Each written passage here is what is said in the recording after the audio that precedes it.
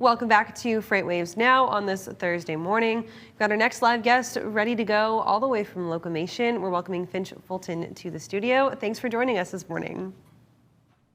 Yeah, thanks for having me. Good to have you, Finch. We're going to start off talking about a little bit what you guys do at Locomation and how you guys are improving the lives of drivers. Give us a little bit of background first. Sure. Well, for anybody that's not familiar with us, we are an American autonomous trucking company with a realistic plan for deployment that takes an evolutionary approach to the market.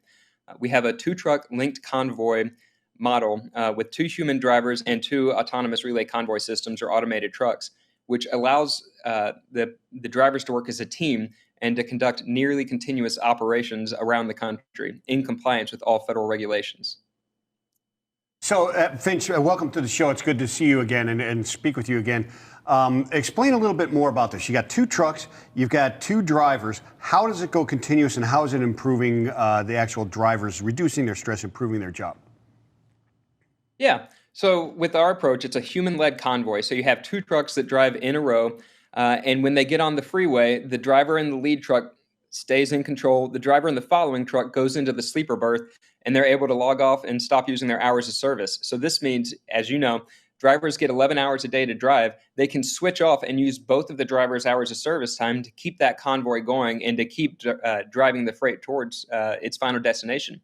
So with this approach, you can go twice as far, twice as fast, while following all the speed limits, carrying twice as much and delivering twice as much revenue for drivers, for shippers, for carriers. You're talking about carriers getting a higher level of profit, shippers getting reduced fees, and so it lowers the prices for them, and drivers get to generate more, and so they take home more pay. And by doing the back-end organization, not only do drivers get to bring home more pay, the routes are organized so they get home every night. And so you have drivers that are dealing with pretty difficult lives on the road. If you can organize it better on the back end, you can get them home every night. You can make their lives significantly better. And suddenly you start addressing some of the driver turnover issues that's plaguing the industry as a whole.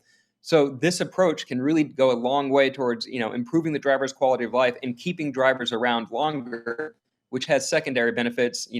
A driver that has more experience is a safer driver. Absolutely. So this overall approach can really reshift the market and the dynamics for drivers.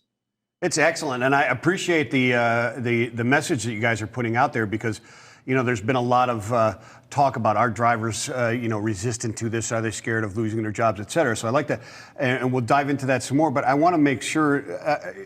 There's also the capacity issue, right? That this solves. If you're running these trucks, continuously, aren't you in effect almost doubling capacity in the United States? Say it were adopted by everybody.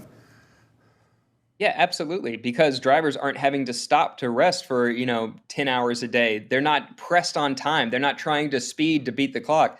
They're able to work within compliance of hours of service and not have to go searching for parking for an hour every day. Spending all this time idling, burning fuel. It increases the ability for them it generates twice as much capacity from the system that already exists, just because it's a smarter way to use technology to augment the ability of the human drivers and help them earn more. So overall, the entire dynamic of the system, you organize it this way, you can make significant impacts for the whole ecosystem, not only for the drivers, but for everyone involved.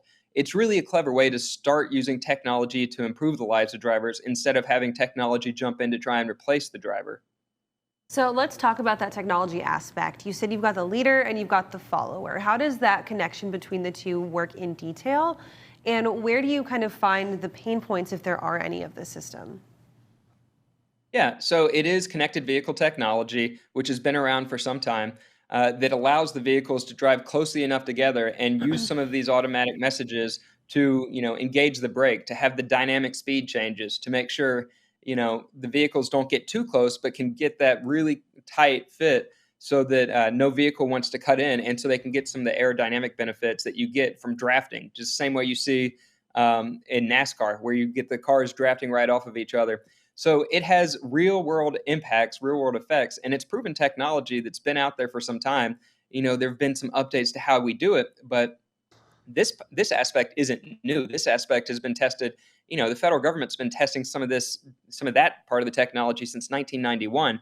It's just been a matter of finding the right combination of technologies to make it worth deploying at scale.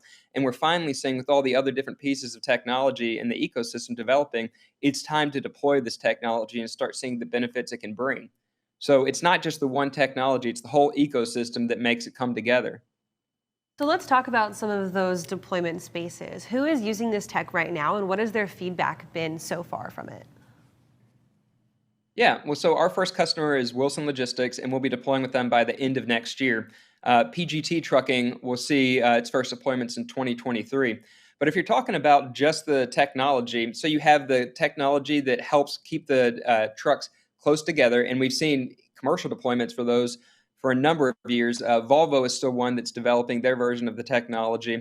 But you still have things like the lane keeping assist. So obviously the following driver, in order for the person in the second truck to be able to go into the sleeper berth, it not only has to keep the speed and the distance between the vehicles, but be able to follow both the lanes and the truck in front of it. And that's new technology. That's something that we haven't seen deployed elsewhere, especially at scale.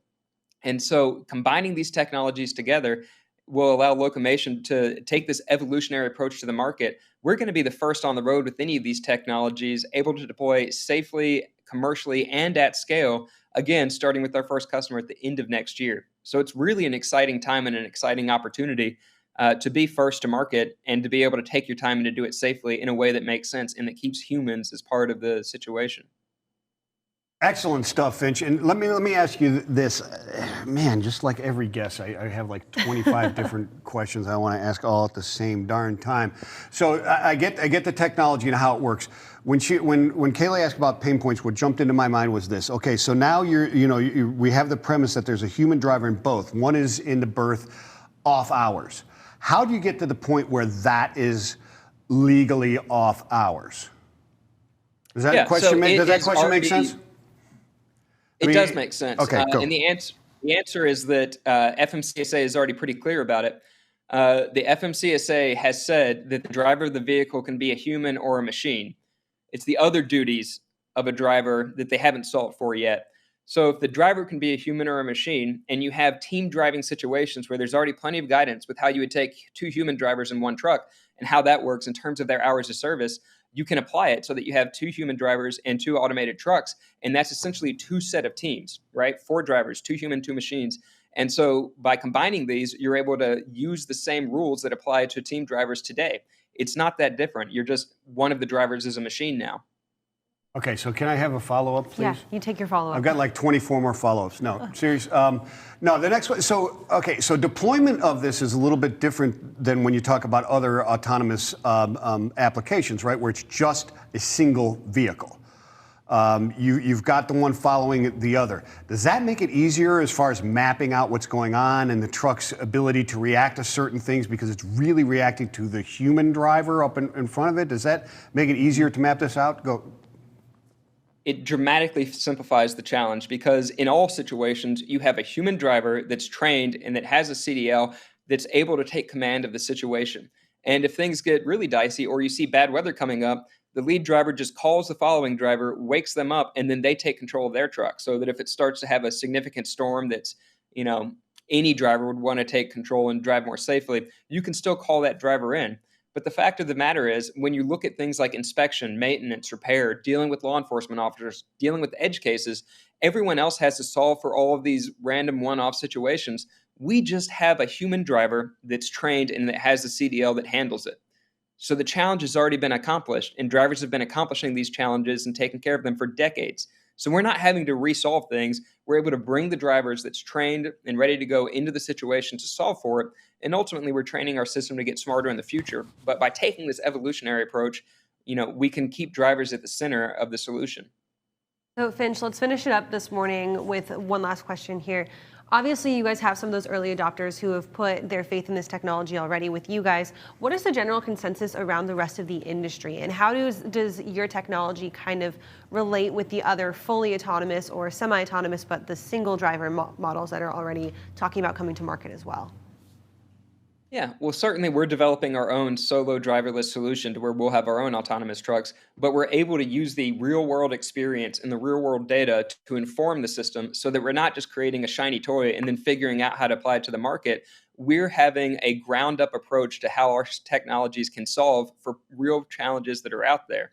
So obviously, we work together collaboratively with the others in the automated trucking industry. We're just going to be able to go make money and to deploy and to start having the benefits of our technology be felt first when they're going to be waiting for FMCSA to come out with a new rule or to figure out some sort of alternative means of compliance for how to handle everything a human driver does in the situation.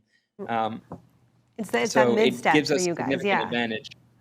Awesome. Thank you so much for joining us this morning, Finch. It's great to hear about what you guys are doing at Locomation. We'll catch up with you again soon. Have a great rest of your day. Absolutely. Thanks for having me. Of course.